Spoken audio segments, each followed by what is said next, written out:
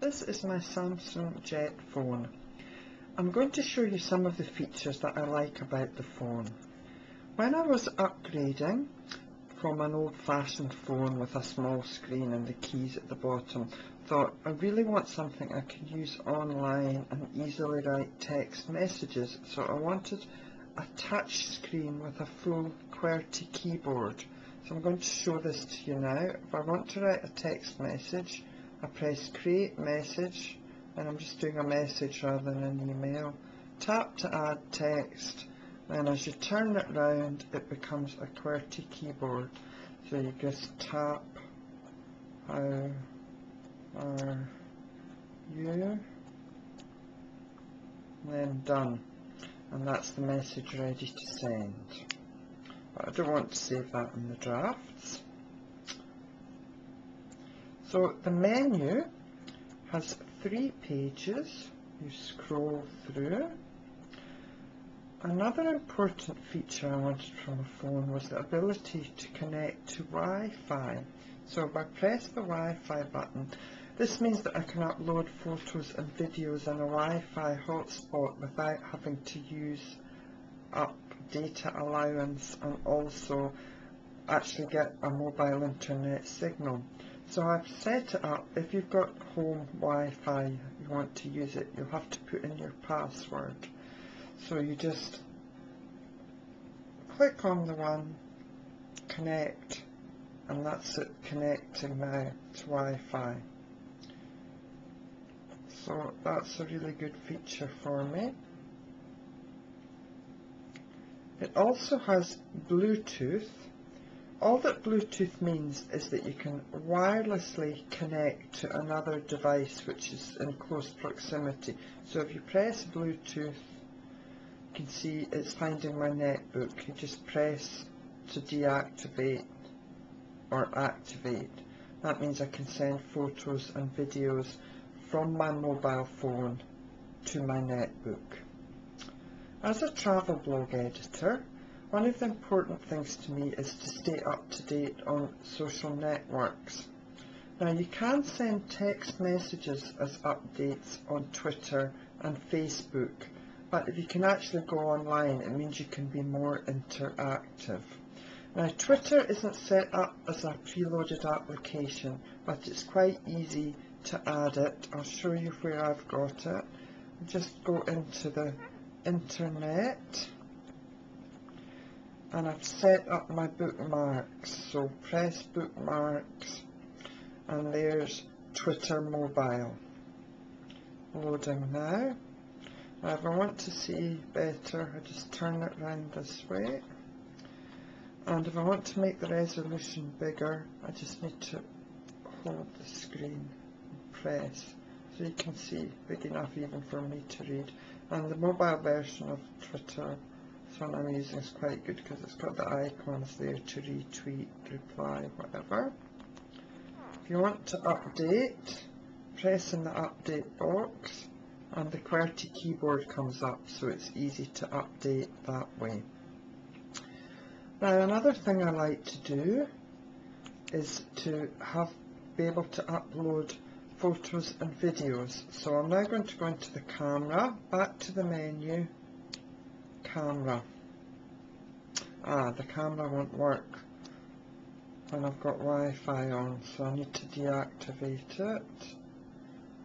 Actually it's simpler to just press this button at the bottom and end all applications. So I'll go back into the camera now.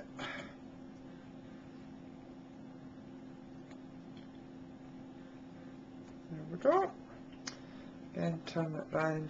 You just press the button on the top to take a photo, and there's your zoom in and out buttons. You can also have lots of different settings for different scenes: night, portrait, parties, fireworks. And then just by tapping on the camera it becomes a camcorder, a video. Again, you press this button. So the applications which are preloaded, the communities, are Facebook and Flickr.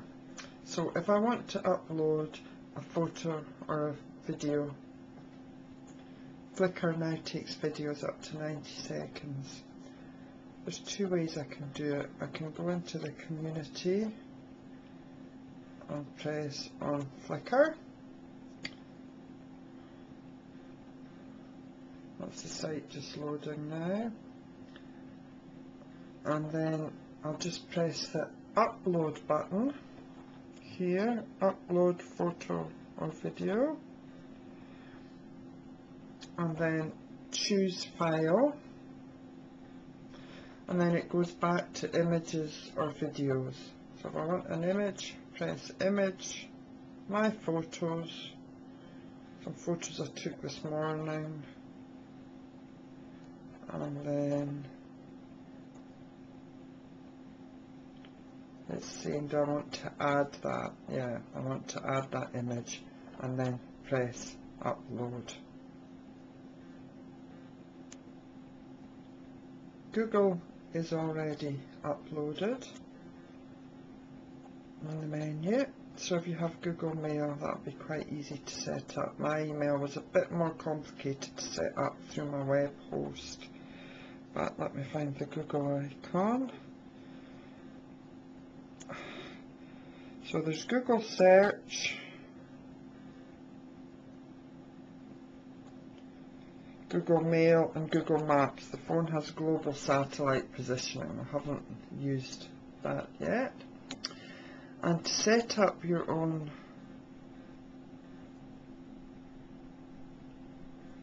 bookmarks, you just enter the URL there, add to bookmarks, and the title that you want. So all in all, I find it to be a good phone for my use because I mainly want to check my emails, which I'll show you how to do. Email inbox, and I just check what I've set up, and there's the emails that I've received recently. If I want to write an email, I just create message, email, tap to add recipient from recent contacts. So all in all, it does what I need it to do. Obviously makes and receive calls. I can send text messages easily. It's got the built-in camera and video, which I can upload either through the communities or email attachments, and I can check my email. It did take me a bit of time to get used to, but now I've got it up and running, I'm finding it great. I've used the mobile internet a bit. It's a bit patchy because I'm in rural areas a lot, but I would recommend the Saumsung Jet to someone who wants to have a bit more than a mobile phone, but doesn't really need all the fancy knobs and whistles of an iPhone, because this on a contract costs about half of what an iPhone does. And if you're not going to be a very heavy user, then this sort of phone is ideal.